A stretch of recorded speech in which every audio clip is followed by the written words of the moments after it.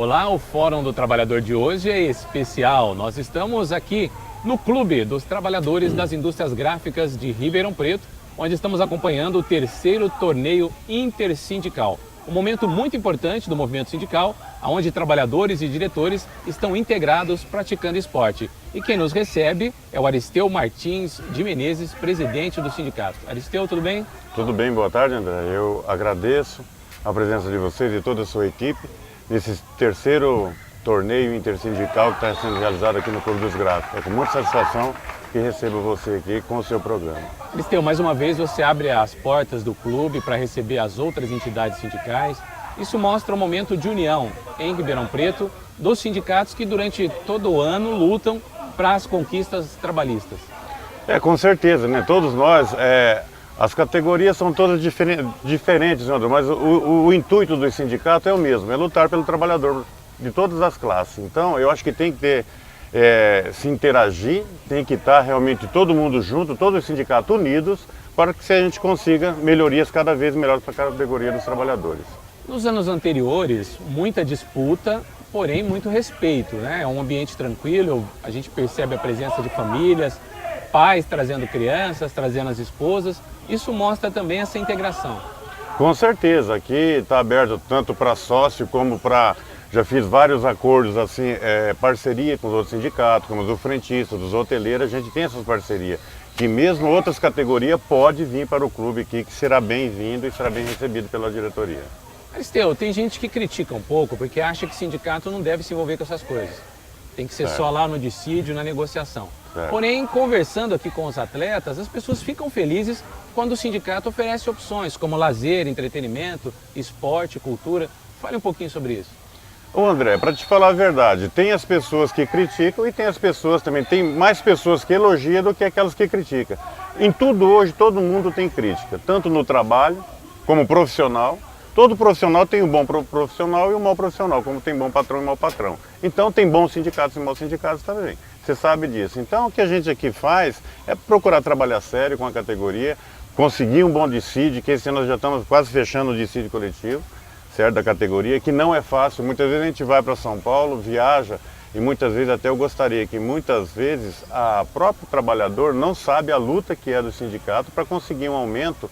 Muitas vezes a gente consegue um aumento aí de 7, 8%, o trabalhador muitas vezes acha ruim, mas é muito difícil você como vereador conseguir um aumento hoje para uma categoria em torno de 8%. Então nós estamos numa luta, pedimos 12%, aqui. Provavelmente a gente vai fechar com 8% de aumento esse ano. Então é uma luta árdua. A tua base é Ribeirão Preto e região. Quantas cidades você representa? São 16 cidades.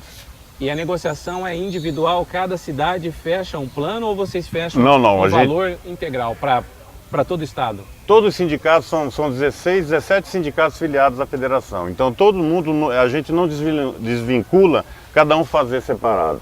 Então a gente dá força também para a federação, para que todo mundo unido no estado de São Paulo é a federação e os sindicatos das gráficas. Ninguém não faz um acordo coletivo separado, para ter força no movimento. Porque se cada um fazer separado, André, dá muito problema. Um fecha com 7, outro fecha com 8. Então, que a federação, a gente está tudo unido, que a federação fechou, é para todo o estado de São Paulo. No mundo gráfico também tem a concorrência da China, de outros países. Com certeza. Com material, com equipamentos. Para vocês, como que está a situação hoje? O mercado ainda é bom para a indústria gráfica? O trabalhador da indústria gráfica ainda consegue muito emprego? Ou a crise ou a concorrência internacional começa a ameaçar? Não, ameaça, né, André? A China praticamente está engolindo o mundo todo, certo? Agora, no setor gráfico não se fala em crise. Você vê, vai vir a Copa do Mundo e hoje os empresários estão falando que está em crise. Você vê o que vai movimentar esse país no setor gráfico. É panfleto, é folder, é cartaz, você sabe disso. Tudo vai movimentar o setor gráfico. Esse ano, principalmente, por isso que eu falo, a gente tem que fechar um bom acordo. Aliás, o empresariado também está buscando a criatividade, fazendo novos produtos. Antigamente a gente estava acostumado só com papel, mas a arte gráfica abrange muita coisa. Tudo, abrange tudo, tanto comunicação visual, tudo depende de gráfico. Você pode analisar que tudo é o escrito, tudo é material gráfico, é jornal, é revista, é tudo. Propaganda no setor é gráfico, tudo envolve o setor gráfico. Agora vamos falar um pouquinho do esporte. Como que você montou o time para esse ano? Tem chance de ir para as cabeças? Como que está montada a equipe dos gráficos? Eu deixo sempre essa parte para o diretor, que é o William, né? O William que corre atrás do pessoal, porque muitas pessoas, o setor gráfico trabalha de domingo. Então o que nós falamos ali... Aliás, não só domingo, alguns trabalham até à noite, não, né? Tem gráfica que tem... Gráfica vira a noite inteira, é de domingo a domingo, 24 horas.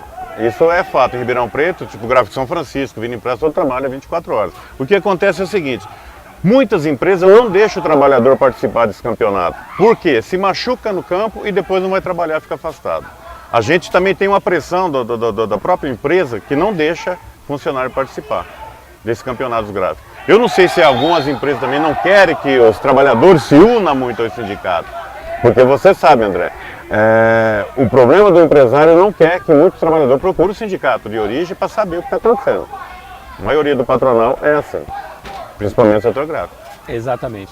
Quero desejar sucesso para você, mais uma vez, parabenizar pela abertura e por proporcionar essa possibilidade do terceiro torneio intersindical. Eu só tenho que agradecer, André, o seu trabalho, a gente vê a sua luta.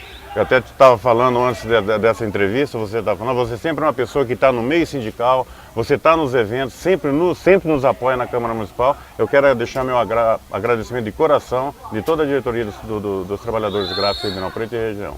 Esse foi Aristeu Martins de Menezes, presidente do Sindicato dos Trabalhadores das Indústrias Gráficas de Ribeirão Preto e região, aqui no Fórum do Trabalhador.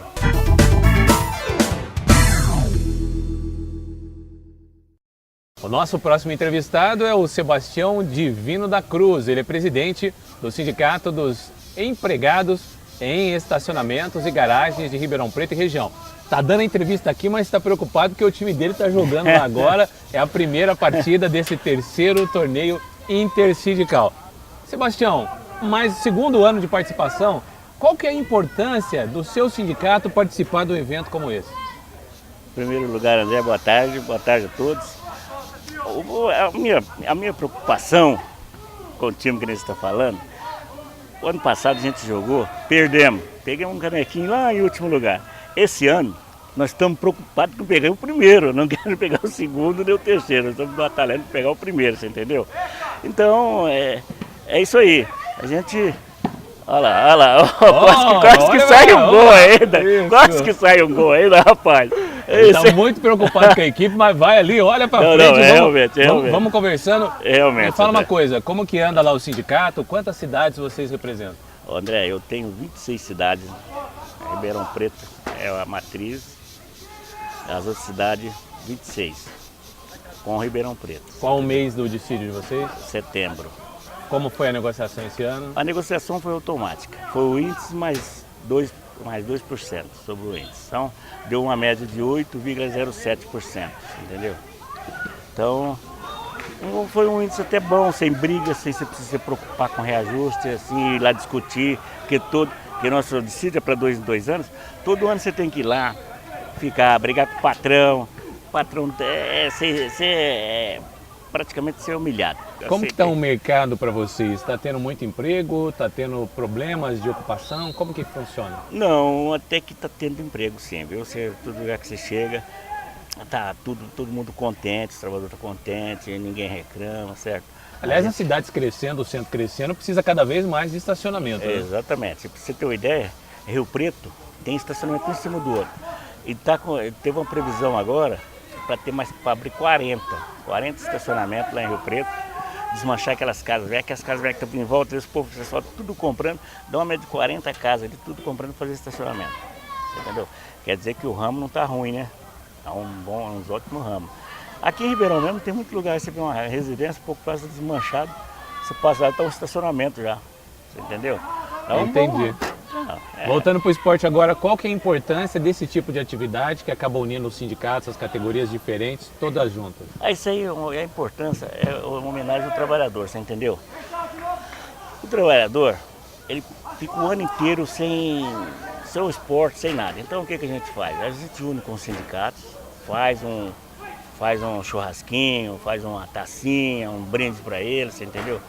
Que é sempre final de ano, para eles têm um lazer, mas assim, você entendeu? Então todo ano a gente faz isso aí, pretendemos fazer. Se nós chegar até lá onde eu estou pensando, aí nós vamos fazer o ano inteiro, você entendeu? O ano inteiro, não vamos parar. Maravilha, Entendeu? muito Se obrigado Deus pela quiser. entrevista. Volta lá que ele está preocupado com o time dele. Obrigado. Corre lá, vai torcer ao Fórum do Trabalhador. Acompanhando tudo que está acontecendo nesse terceiro torneio intersindical 2013, aqui no Minicampo, em Ribeirão Preto. Lembrando que é uma homenagem ao Lineker Cordeiro, é o troféu Lineker Cordeiro. A cada ano, um trabalhador é homenageado.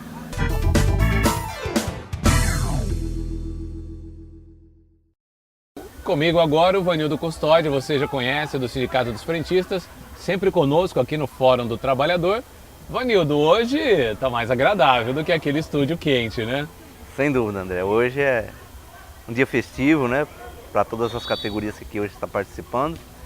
É uma disputa saudável, né? De sindicatos, né?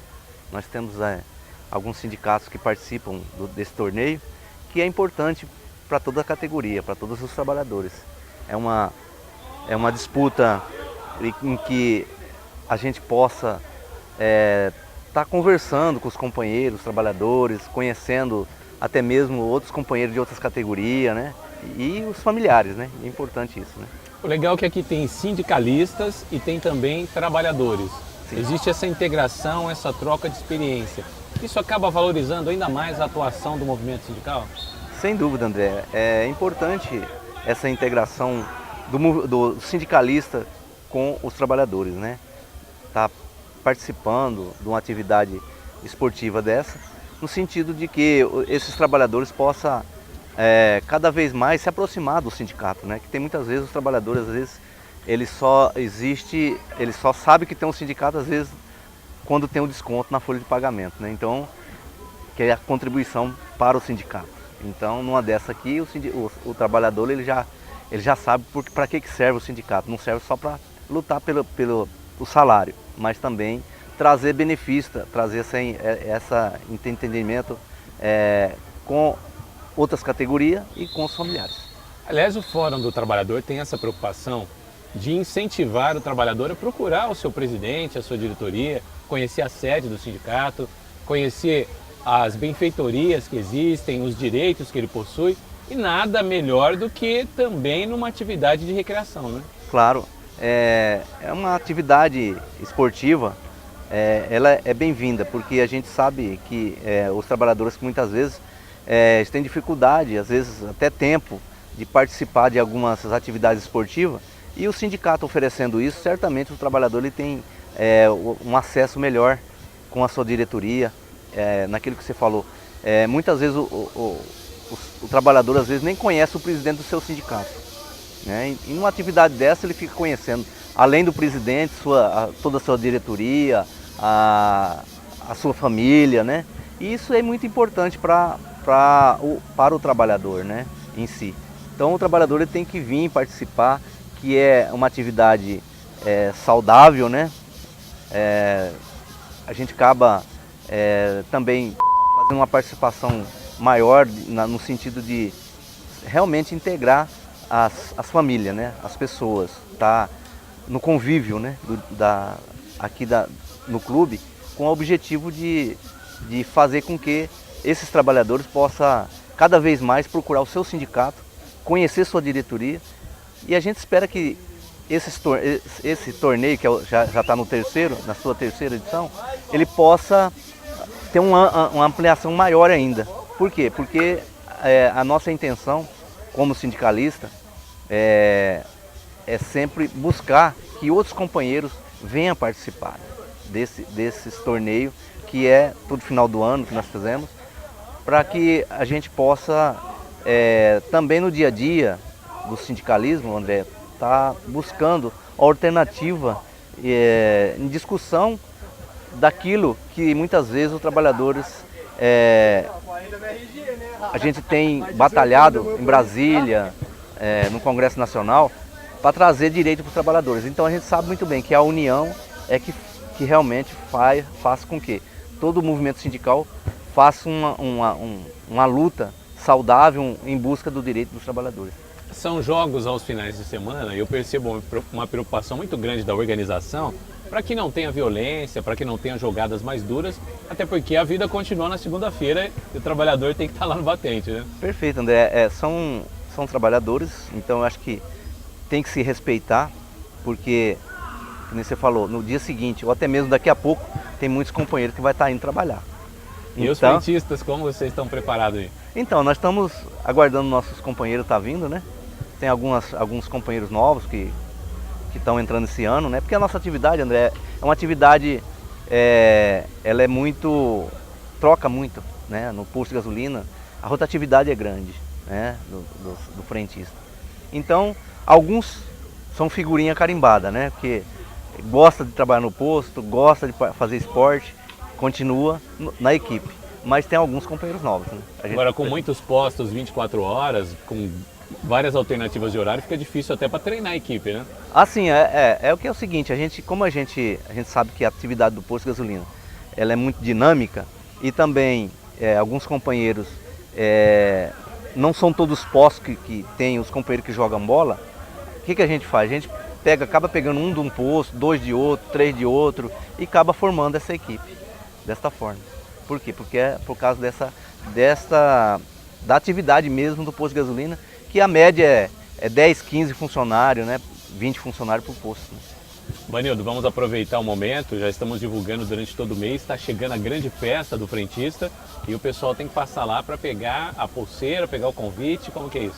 Já estão indo lá buscar, viu, André? O pessoal está indo lá, tá buscando os seus convites, estão colocando na urna os seus cupons para que no dia 22 de dezembro possa ser sorteado. Vai ter vários prêmios, vários brindes, inclusive uma moto 0 km, a moto 125, cilindrada 0 km.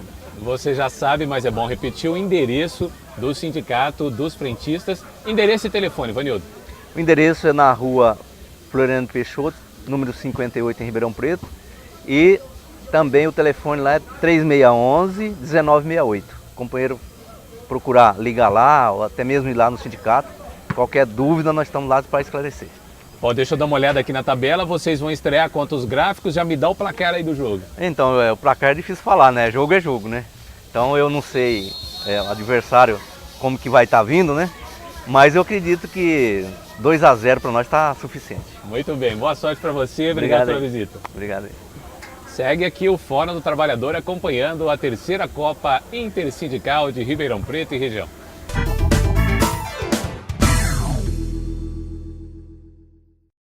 E um dos grandes responsáveis por esse evento, que está ali na organização, que cuida de cada detalhe, é o Rosalvo. Rosalvo, muito cansaço?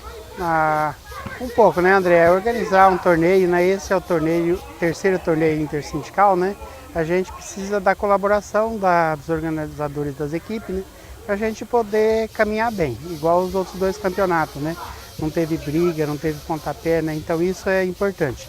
Esse é o ideal nosso, né? A confraternização, a união dos sindicatos, né? Mas está tranquilo, a gente já tem um certo tempo de bagagem, já dá para levar tranquilo, né? Vocês esse ano fizeram uma homenagem ao Lineker Cordeiro. Como que vocês definiram esse homenageado na terceira intersindical? André, esse é o terceiro intersindical. O primeiro nós homenageamos o Dr. Paulo Cristino, né? Que era superintendente do Ministério do Trabalho. O segundo, nós homenageamos o Benê Santos. E esse ano a gente está homenageando o Lineker. Ele é um ex-atleta que jogou no Sindicato do Comércio, né? Então, amigo da molecada toda, né? Então, pedido dele, né? Nós apoiamos, colocamos em reunião de diretoria, todos aprovaram. Foi muito bom. Durante todo o ano, cada categoria corre atrás da sua negociação salarial, das condições de trabalho, fiscaliza as atividades e, no final do ano, essa possibilidade de uma confraternização. Qual a importância de unir sindicatos de categorias totalmente diferentes e também trabalhadores num evento desse? Nós, André, no movimento sindical, além da gente fazer a negociação coletiva, lutar no dia a dia para o trabalhador, nós organizamos a Festa do Trabalhador também em maio, né, junto com todo o movimento sindical. E agora, no final do ano, nós fazemos esse torneio mais para confraternização mesmo, né? Aí nós fazemos na final um porco no rolete, troféu para a torcida mais organizada, o artilheiro, o goleiro menos vazado e também o jogador mais idoso que participou de todas as atividades, né? Então vai ter novidade esse ano também. Observamos a presença de mulheres, de crianças, um ambiente totalmente familiar. Familiar, né? O Aristeu, que é o presidente aqui do Sindicato Gráfico, deu essa abertura para a gente, está fazendo aqui no clube para os atletas estarem trazendo a família, né? Para ter integração mesmo. Às vezes os meninos, o trabalhador vem jogar bola, larga a família em casa. E aqui no clube pode trazer a família, né? Isso é importante. Você está na organização, mas o SEAC também está disputando e o time que aí, aliás, já foi campeão em outras edições, né? Nós fomos bicampeão, né? E agora os meninos querem ganhar o tricampeão. E eu falei para eles, vamos devagar, mas vamos lutar pelo título de novo, né? Enquanto nós estamos conversando aqui, está rolando ali atrás a estreia do SEAC. Você acha que é possível ganhar mais uma vez? O time do estacionamento está em cima do nosso time do SEAC, né? Mas em 2 escapadinhas o nosso time fez 2 gols, né? Então 2-0 no primeiro tempo, tá indo bem. Qual a grande lição que fica de um evento como esse? Muito bom, principalmente na final, quando a gente pede para os atletas trazer a família e vai ter o porco no rolete, o almoço, né? Então é uma integração muito bonita, na final é muito emocionante. Parabéns pelo evento, mais sucesso ainda e o Fórum Trabalhador vai acompanhar tudo de perto. Obrigado, André, agradecer a equipe do Fórum Trabalhador, né, que sempre presente nas atividades do sindicato, na Festa Trabalhador, nas assembleias que o sindicato organiza, nas greves, sempre o Fórum Trabalhador está presente. Isso é importante para todo trabalhador de Ribeirão Preto e região. Agora corre lá que você tem que torcer para o seu time e cuidar da organização. Valeu, obrigado, André. Obrigado. Bem, agora eu vou dar uma circulada aqui pelo Clube dos Gráficos, vou conversar com jogadores, com torcedores, vamos sentir qual é o clima dessa terceira Copa ou terceiro torneio intersindical.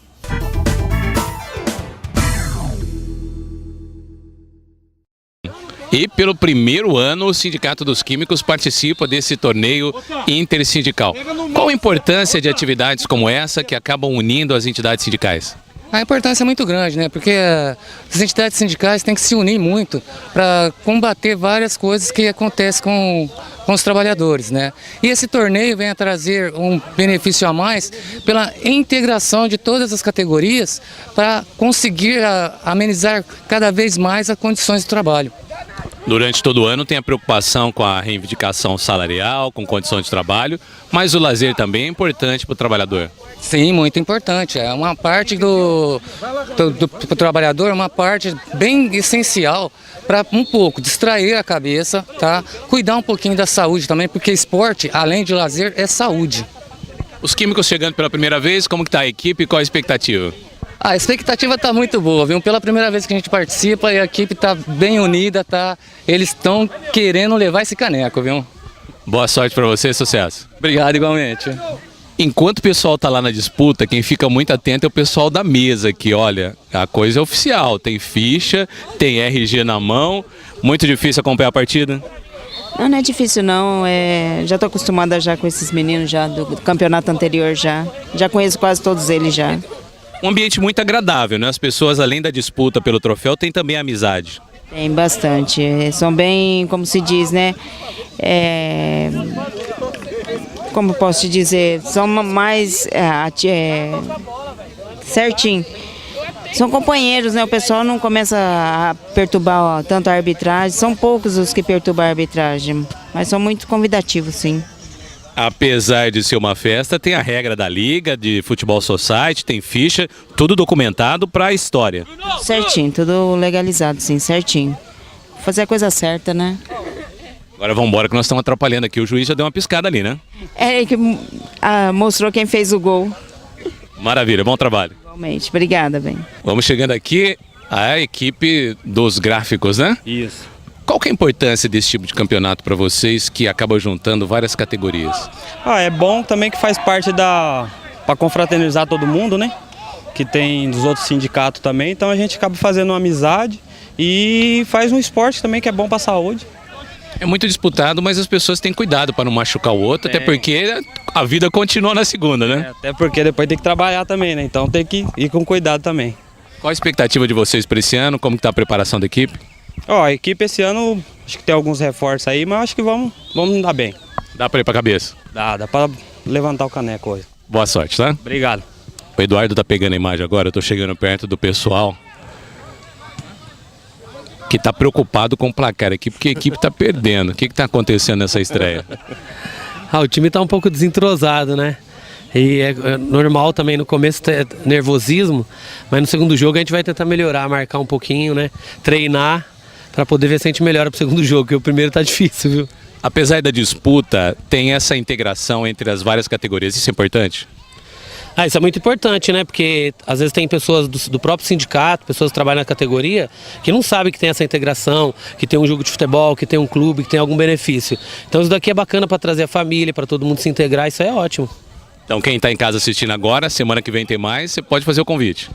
Pode estar vindo toda a família para poder estar prestigiando os jogadores e cada vez mais a família incentivando e os amigos também, a motivação é maior para jogar.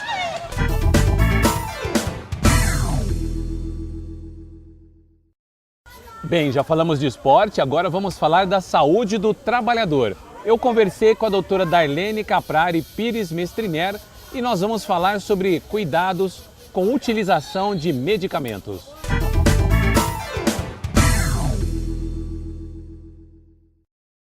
E o Fórum do Trabalhador de hoje está visitando a Secretaria Municipal da Saúde. Vamos conversar com a doutora Darlene Caprari Pires Mestriner.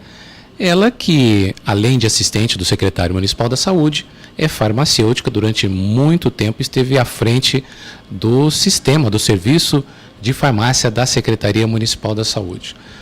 Doutora Darlene, seja bem-vinda ao Fórum do Trabalhador. É um prazer. Mais do que dar remédio, a política atual é uma estratégia. O fornecimento de medicamento faz parte do plano da saúde. Exatamente, André.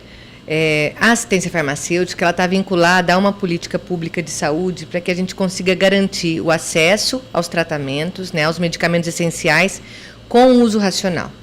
O que é isso? Né? Então, não adianta na área de saúde a gente fazer o diagnóstico, fazer os exames, né, identificar aquela patologia e depois a gente não conseguir finalizar o tratamento, terminar de tratar as pessoas. E você sabe que a nossa população está envelhecendo, nós temos muitas pessoas com doenças crônicas que precisam ter o seu tratamento garantido, né, de forma a diminuir riscos, né, evitar problemas maiores. Existem alguns mitos. Muitas pessoas falam assim, mas remédio de posto de saúde não é bom. Aliás, tem profissional de saúde que fala, não, eu quero que compre o outro. A senhora, como profissional do setor, como enxerga isso? É uma pena a gente ainda ter alguns preconceitos em relação às questões públicas, né? Então, da mesma forma que as pessoas falam da qualidade do medicamento da rede pública, às vezes falam do atendimento da gente, né, da nossa rede pública. E acho que você sabe o quanto a gente prima pela qualidade do atendimento em relação, inclusive, à aquisição desses medicamentos. Nós temos uma série de procedimentos que garantem essa qualidade na aquisição desses produtos. Nós temos um rol aí de 60%, 70% da população utilizando serviços públicos. Nós temos indicadores de excelência. Não sei se você acompanhou o IDSUS, que é um indicador de saúde do município, que compara vários municípios brasileiros, e Ribeirão Preto, dentro da categoria dos municípios de grande porte, está com o primeiro lugar nesse ranking aí de indicadores. O que é isso? Indicadores de mortalidade infantil, de diminuição de internação por consequência de doenças que podem ser abordadas e resolvidas na atenção básica, indicadores como internação de complicações de diabetes e assim por diante, né? Então, acho que a gente tem vários programas, várias atuações, e a assistência farmacêutica faz parte de forma muito presente nessa avaliação dessas condições. Não sei se você acompanhou que para as doenças crônicas a gente implantou o automonitoramento de diabetes há uns anos atrás. Então, todo paciente insulino dependente procura as suas unidades de saúde, as suas farmácias fornecem aquele aparelhinho para medir a glicemia capilar. Então, ele recebe, além dos medicamentos, todo o aparato para que ele possa avaliar como é que está a sua glicemia. Que para o diabético insulino dependente, esse monitoramento ajuda muito nesse controle. Então, acho que a gente tem tentado profissionalizar a nossa equipe, capacitar, treinar, para que a gente, além de fornecer o medicamento, forneça esse medicamento com orientação adequada, com acompanhamento desse paciente, e que ele possa voltar na sua farmácia e tirar suas dúvidas, né? Então, eu acho que a gente tem avançado muito nisso. E voltando um pouco nesse preconceito aí em relação à área pública, se a gente tivesse problemas de qualidade, a gente teria um outro grau de internações, né, no nosso município. Você sabe que a nossa população cresceu, tanto que cresceu, nós não tivemos aumento de leitos, muito pelo contrário, a gente teve uma redução de leitos, e a gente continua dando conta do recado com esse número de internações que a gente tem, o número de leitos que a gente tem. Ou seja, esse também é um reflexo de que cada vez mais nós estamos trabalhando com promoção, com proteção à saúde, com prevenção, e as pessoas estão adoecendo menos ou dependendo menos de complexidades maiores em relação à sua assistência à saúde. Falando no monitoramento, existem casos em que o profissional acompanha efetivamente, vai à casa ou vê se o cidadão está tomando a medicação? Existe isso? Nós estamos tentando melhorar isso com relação à assistência farmacêutica, mas as nossas unidades que têm a estratégia de saúde da família já desenvolvem isso com as suas equipes. Os agentes comunitários, os enfermeiros, os médicos, os técnicos e auxiliares de enfermagem. A gente tenta buscar pessoas de maior risco ou que você vê que a aderência não está adequada e trabalhar com isso, né? A nossa equipe de atenção domiciliar também faz isso de uma forma mais próxima ainda dos casos mais complexos. É lógico que o nosso SAD trabalha com acamados, com pacientes que estão precisando de procedimentos praticamente semanais da nossa equipe. Então, tudo isso é discutido de uma forma conjunta para que a gente se aproxime desses pacientes e tentem ajudar o cuidador, orientar o melhor possível para que eles possam cuidar melhor dos seus entes queridos aí. No passado, não existiu fornecimento, a senhora falou, é uma política pública, está fornecendo, mas existe uma padronização, existe um rol. Como que se chegou a esse rol, como se define e o que o cidadão faz quando o medicamento que ele quer não faz parte desse rol, o que ele quer não, o que ele precisa, né? Então, o setor público, ele trabalha com um rol de medicamentos chamados essenciais. Existem políticas públicas, o próprio Ministério da Saúde, ele tem a publicação da RENAME, que é a Relação Nacional de Medicamentos Essenciais, e os municípios, e a RENAME tem medicamentos de todas as áreas, os imunobiológicos, de alta complexidade, de uso hospitalar e de uso na atenção básica e média complexidade. Os municípios tentam fazer e reproduzir essa, que a gente chama de REMUME, que é a nossa Relação Municipal de Medicamentos Essenciais. Então, dentro do nível de complexidade, né? Então, tem o nível hospitalar, que não é o nosso caso, mas tem o nível de média e alta complexidade.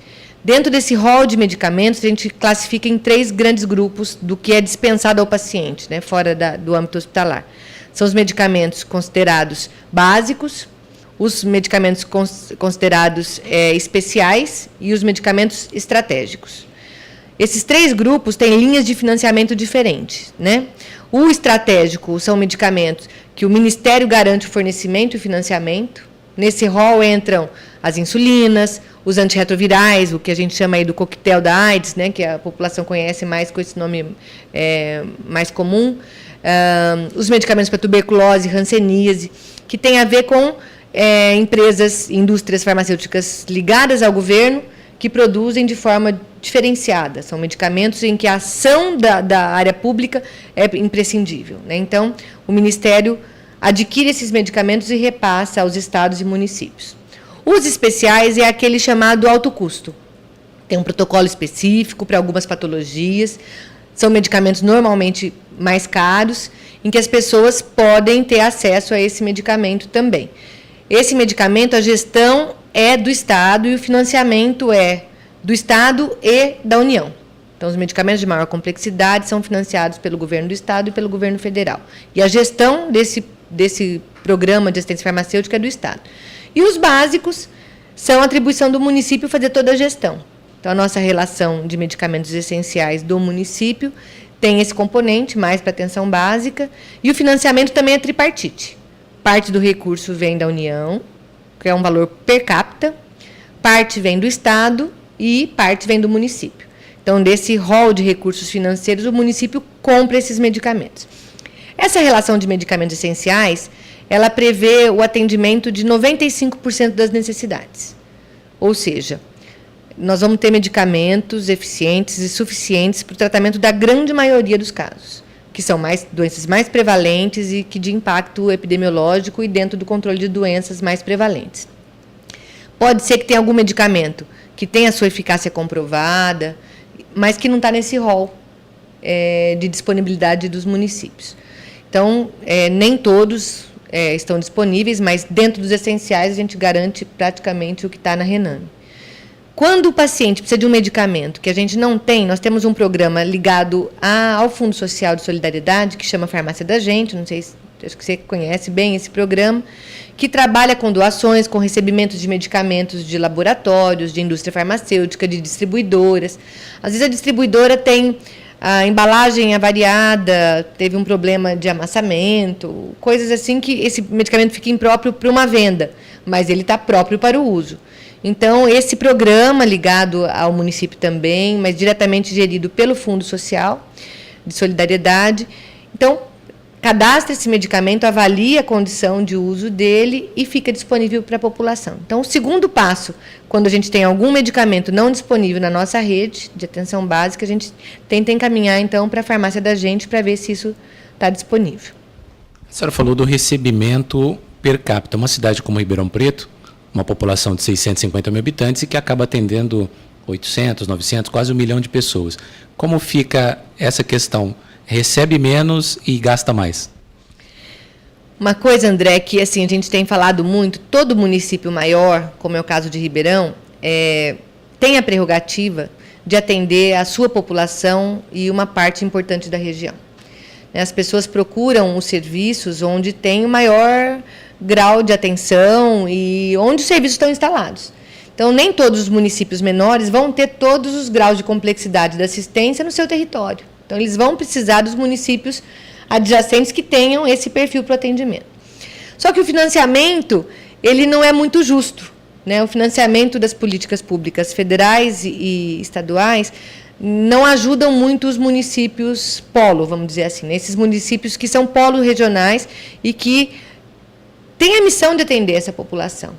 Então, assim, é lógico que a nossa assistência farmacêutica atende a nossa população com esse recurso e atende quem vem buscar assistência em Ribeirão e que tem a demanda de alguns medicamentos também que a nossa assistência farmacêutica dispõe. Então, o nosso financiamento, o município acaba cobrindo um pouco dessa despesa. E, assim, o nosso secretário, a gente já conversou com outros secretários que passaram aqui na nossa secretaria, que falam muito disso, né? Que a gente tinha que ter um olhar, o Ministério da Saúde, principalmente, tinha que ter um olhar para o financiamento diferenciado para os municípios polo. Porque ele é atrativo, né? Ele vai atender mesmo as pessoas, direto ou indiretamente, e ele tem que garantir assistência integral, né? Então, isso tem um custo mais elevado. Então, por ser polo regional, a gente tinha que ter uma forma de financiamento um pouco diferenciada. E isso é uma luta que a gente trava faz tempo aí na saúde pública, né? Mas ainda é muito insuficiente. O brasileiro, em geral, ele ainda se automedica muito ou já está nascendo uma consciência maior? Eu acho que nós estamos longe ainda de ter uma consciência adequada em relação ao uso racional de medicamentos e à automedicação. Existe uma questão cultural envolvida, que qualquer coisa que você tem, qualquer problema, você tem que tomar algum medicamento. Nem sempre o medicamento é a melhor saída, né? É o melhor tratamento. As pessoas às vezes esquecem de tratamentos não medicamentosos que podem resolver o problema. Um pouquinho antes de começar a entrevista, você estava me perguntando sobre dores, né? Como tratar isso, o quanto que as pessoas tomam de analgésico e anti-inflamatório, né? Pelo nosso consumo de analgésico e anti-inflamatório, a gente tem um indicador que a nossa população tem muita dor, né? Porque é um consumo bastante elevado. E poucas pessoas sabem que, por exemplo, ele é hipertenso. Se ele tomar determinados anti-inflamatórios, esse medicamento pode reduzir o efeito dos seus antihipertensivos. Então, às vezes, ele acha que o medicamento não está funcionando, mas é porque ele toma, junto com isso, alguns medicamentos que podem interferir aí no tratamento das outras patologias. Então, só que as pessoas não mudam seu hábito de vida, não fazem uma caminhada, não fazem uma reeducação postural, não fazem alguns alongamentos, né? Então, hábito sedentário. Então, tem uma série de questões envolvidas com cuidados com a saúde, não só baseado no medicamento, que as pessoas deixam de lado. Então, aí a hora que não está aguentando, então vamos tomar o medicamento. E muitas vezes toma sem uma orientação adequada de profissionais da saúde. Então, isso pode gerar isso que eu te falei, né? Então, toma anti-inflamatório por conta própria, mas estou tomando outros medicamentos, e isso pode intervir no meu tratamento. Algumas condutas, apesar da população de início não ficar muito satisfeita, foram adotadas do ponto de vista da Anvisa e regulamentadas, que também avançaram um pouquinho nessa questão. Uma delas é o uso de antibiótico. Então, você não chega numa farmácia agora e compra um antibiótico mais. Sem uma prescrição adequada, você não consegue comprar.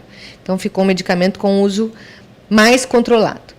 E isso é uma medida extremamente importante, porque se as pessoas se automedicam e usam, por exemplo, um antibiótico de forma inadequada, você pode produzir uma resistência naquela bactéria e você pode cada vez mais ter infecções mais resistentes e aí complicando alguns quadros. Então, não é incomum você ter relatos de pessoas que ficaram internadas com uma pneumonia que não conseguia fazer o tratamento, ou uma infecção urinária, ou uma série de questões. Parte disso tem a ver com o uso indiscriminado de antibióticos. Então, algumas medidas estão sendo adotadas. A princípio parece uma medida de muito controle, mas assim, nós temos que partir para um melhor uso e a melhor orientação em relação ao medicamento. No passado nós tínhamos a figura do prático de farmácia, que era aquele amigo do balcão que recomendava vários remédios. Aliás, tinha farmácia que produzia remédio ali atrás do balcão e a população achava que isso tinha um bom resultado. Com o passar do tempo, isso foi proibido. Houve a obrigação legal de toda farmácia ter o profissional com graduação e agora mais uma mudança na lei, aumentando a possibilidade na atuação do profissional. Ele pode prescrever o que já estava prescrito. Parece que isso gera uma dúvida na população. Você vai poder esclarecer isso, as novas atribuições do profissional de farmácia? Na verdade, nós temos um grupo de medicamentos que são isentos de prescrição. Então, você pode ir na farmácia e comprar um medicamento, alguns medicamentos, sem ter uma prescrição médica ou de um cirurgião dentista. O que está em discussão agora é se o farmacêutico pode fazer a prescrição de alguns desses medicamentos com uma orientação mais adequada. Então, tempo de tratamento, quais são os riscos, por que usar, por que não usar. Mas existe uma questão ligada às corporações, né? Porque o que é o ato médico, o que é o ato do fisioterapeuta, o que é o ato do enfermeiro, o que é o ato do farmacêutico e assim por diante. Na área da saúde e na saúde pública, a gente tem, acho que, uma prerrogativa maior ainda, porque a gente sempre trabalha em equipe, né? Diferente do consultório privado, né? Que são serviços individualizados mesmo, né? Dificilmente você trabalha com um conjunto de profissionais. Nós temos a atuação de um núcleo de trabalho e de um campo de trabalho, né? O núcleo é aquilo que só você pode fazer, só a tua profissão pode desenvolver.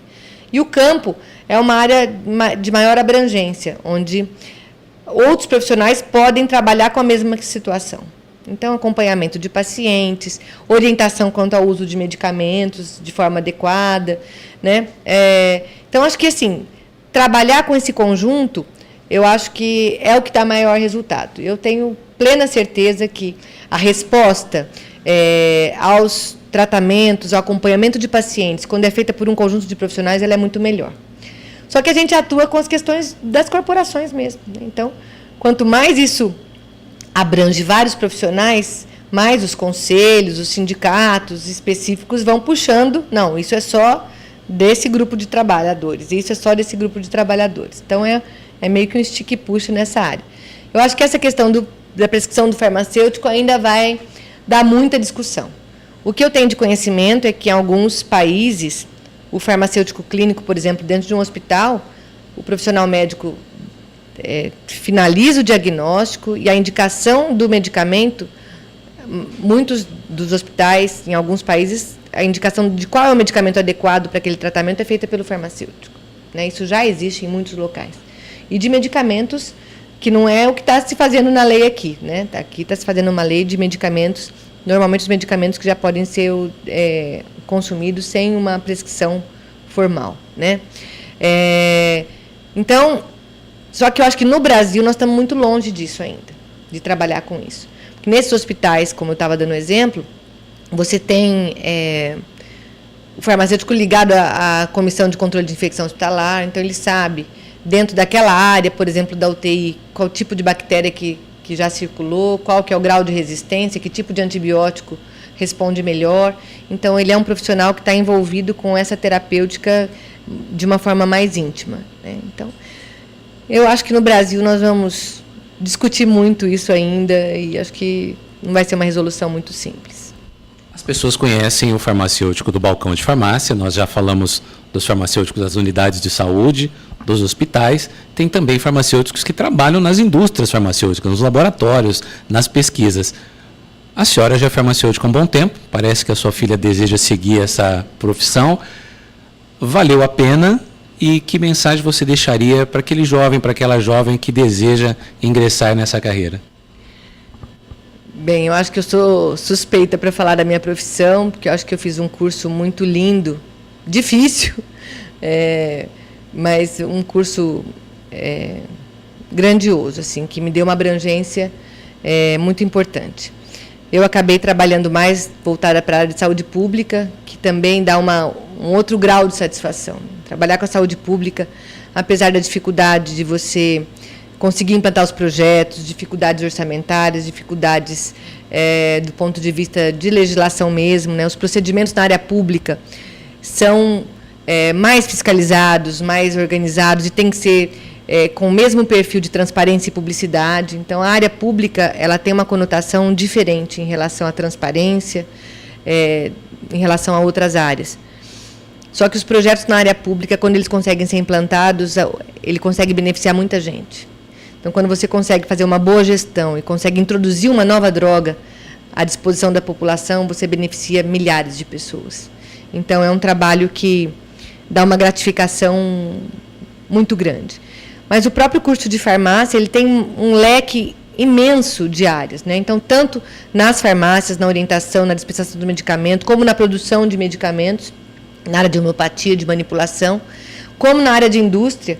Na indústria você trabalha desde o desenvolvimento de novos fármacos, como no desenvolvimento do produto farmacêutico em si, então, descobrir novas drogas e depois como transformar essa nova droga num produto farmacêutico, depois o controle de qualidade dela e toda a sua regulamentação e acompanhamento, né, das várias fases aí do uso do medicamento. Tem também a área de indústria, a área de análises clínicas, a área de alimentos, né, então tem um leque muito grande. A área de pesquisa na indústria farmacêutica e nos cursos de farmácia são muito intensos, né? Então, acho que ainda tem produtos para serem desvendados, aí, descobertos, produtos naturais. Eu acho que é uma área assim, muito rica ainda. Em alguns países tem um reconhecimento profissional e de remuneração adequados.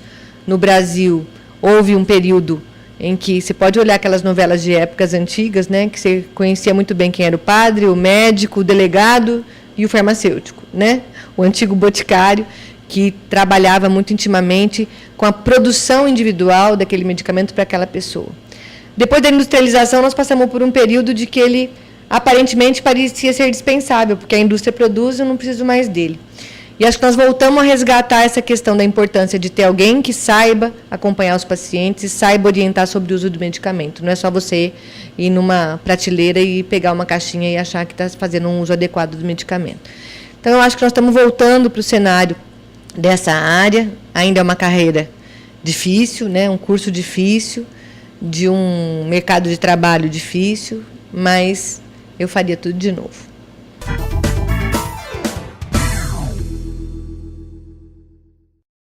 Bem, agora no Fórum do Trabalhador, vamos ao nosso Minuto da Inclusão.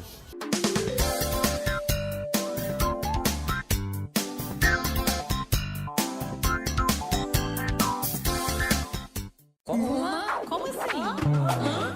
Quer saber? Sei lá. Quer saber? O que é? É o quê? Estou muito feliz por ter tido essa oportunidade. Sempre quis ter uma oportunidade no mercado de trabalho, devido à deficiência que eu tenho na minha perna direita. Meu nome é Charles, tenho 36 anos. Aos 12 anos eu tive um acidente no meu tornozelo direito, na minha perna direita, onde acabei perdendo esse movimento do tornozelo. Ele me limita em agachar, não posso fazer algum esporte de impacto. Para correr eu não consigo correr normal como uma pessoa normal. E eu trabalho como auxiliar de almoxerifado no centro de saúde. Olha, hoje o mercado de trabalho para as pessoas que têm algum tipo de deficiência física ou alguma limitação está meio complicado. Já fui beneficiado pela lei de cotas porque eu busquei me qualificar e estar dentro do mercado de trabalho. Eu conheci através de indicações de pessoas, como eu também já indiquei para outras pessoas, e consegui até ajudar alguns deficientes que não estavam no mercado de trabalho e graças a Deus hoje estão. As pessoas que quiserem essas informações, hoje nós temos facilidades para estar buscando via internet, às vezes em alguma agência que ela for. Já tive amigos meus que têm algum tipo de deficiência que já sofreram preconceito e isso não deve existir. Um deficiente que se qualifica e busca uma vaga é porque ele merece também uma oportunidade de crescer. A pessoa não deve se prender ao que os outros falam, porque ela tem sim habilidades para desenvolver e mostrar para as pessoas que ela é igual a todas. É importante que as empresas deem oportunidade com planos de qualificação, curso e treinamento para eles poderem desenvolver suas habilidades. Então corra atrás dos seus objetivos, se qualifique e não desanime, pois você vai conseguir.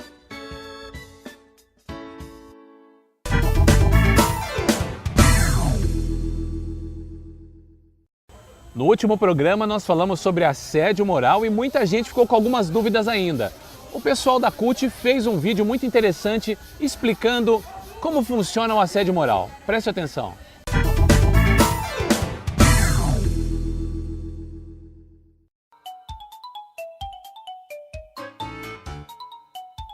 Este é o Antônio.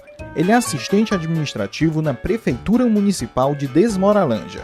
Todos os dias ele chega na hora certa e começa a fazer o seu trabalho. Mas, de vez em quando, faltando meia hora para o expediente terminar, o seu Silva, chefe do Antônio, chega pedindo algo. Ó, Toninho, eu quero um relatório completo desses documentos na minha mesa amanhã cedo. E não me venha com aquela conversa de que não dá tempo. Deixe de reclamar e pare de leseira, que o relatório é mais importante. E aí o Antônio tem que ficar até mais tarde no escritório. O problema é que ele não recebe hora extra. E se for falar sobre isso com o chefe... Ah, quer dizer que você tá achando ruim? Pois peça pra sair. Tem um monte de gente querendo a sua vaga. Quando situações como esta se repetem cotidianamente, elas se transformam em assédio moral. Uma conduta abusiva que fere a dignidade do trabalhador e a sua integridade física ou psíquica. O Antônio não está sozinho nessa história. Só no Ceará, 25% dos trabalhadores consideram-se vítimas e quase 96% já passaram por alguma situação de assédio. As mais relatadas são gritos e agressividade, advertências constantes de erros, boatos a respeito do trabalhador, pressão para não reclamar direitos e supervisão excessiva. Quando o assédio moral prossegue por muito tempo, pode levar a vítima até o hospital. A Organização Mundial da Saúde revela que a incidência destas doenças tem aumentado no mundo inteiro devido a problemas no ambiente de trabalho. Se você sofre assédio moral, faça como o Antônio. Denuncie antes que a situação piore e o seu corpo e mente não aguentem. Atenção para as dicas. Anote todas as humilhações sofridas com detalhes, como data, horário, nome do agressor e testemunhas. Evite conversar com um agressor sozinho. Tenha sempre um colega de trabalho que possa atestar a violência. Peça justificativas por escrito sobre o assédio e encaminhe ao departamento pessoal, guardando uma cópia com você. Registre todas as suas atividades para comprovar que você as executa corretamente. Com estas informações, você pode procurar o seu sindicato e fazer a denúncia. Caso seja necessário, o sindicato vai acionar o Ministério do Trabalho e o agressor pode responder pela violência na justiça. Depois das denúncias, o Antônio recebeu as horas extras e o seu Silva mudou. Hoje, eles têm uma boa relação no ambiente de trabalho. Quer saber que violências podem ser consideradas assédio moral? Então visite o nosso site e confira mais informações sobre o assunto. Assédio moral, eu digo não. Uma campanha da Federação dos Trabalhadores no Serviço Público Municipal do Estado do Ceará.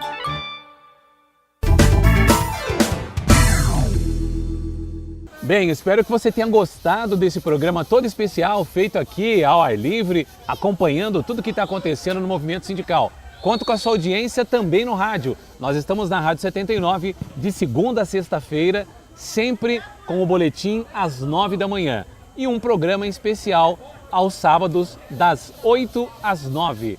Muito obrigado pela audiência. Não se esqueça, o nosso programa vai ao ar toda quarta-feira às 19 horas, com horário alternativo aos sábados às 13h30. Até a próxima semana.